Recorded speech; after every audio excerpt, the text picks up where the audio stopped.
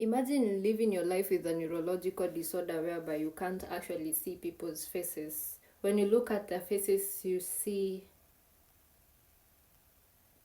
nothing. You just can't see their facial features at all. Imagine having that neurological disorder and having a career in screenplay writing, where you have to describe people with their features, how they look like, what makes them different, how do they smirk, how do they smile, what do you see. Imagine that. Imagine your life was a game of rock paper scissors, where rock represents strength and control, paper is more of cover-ups and deception, scissors is cutting ties and betrayal.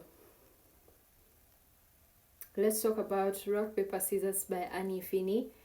I read this book in one sitting, and that's a good sign when it comes to books. Yeah. I love how the title of the book is used in the plot. Yes. It's used as a game. It's used in a graveyard. That's a beautiful, beautiful way of using it, actually.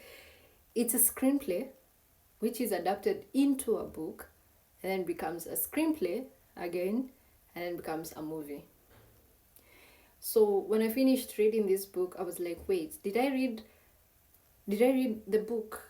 You see, there's a first screenplay which is called Rock, Paper, Scissors, which is the first draft. So let's just make it as, which was not adapted at all. So let's just talk about the unsuccessful Rock, Paper, Scissors version of the screenplay, which is later on adapted into a book, made into a book written by someone different, but someone who had access to the original Rock, Paper, Scissors screenplay. They wrote it, they had to like re-edit the screenplay into a book which was successful, and then it was written into a screenplay and then made into a movie. So when you finish reading, you're like, you know what, I think I'm reading now the book.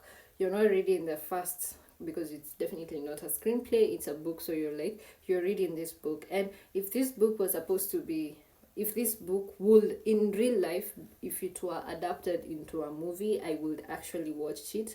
Yeah, it's a good read if you're into domestic thrillers, if you're into psychological thrillers. I would recommend it. Also, the white cover with the chapel and the pines, and it's winter. It was just calling on to me. I love that cover. I don't know. There are two covers. I don't know the number of covers, but these two, I saw these two, and I actually like this more. And yeah, I enjoyed it. So I gave it a 4 out of 5 for how the title was used in the book. So yeah, thank you for watching, and next time.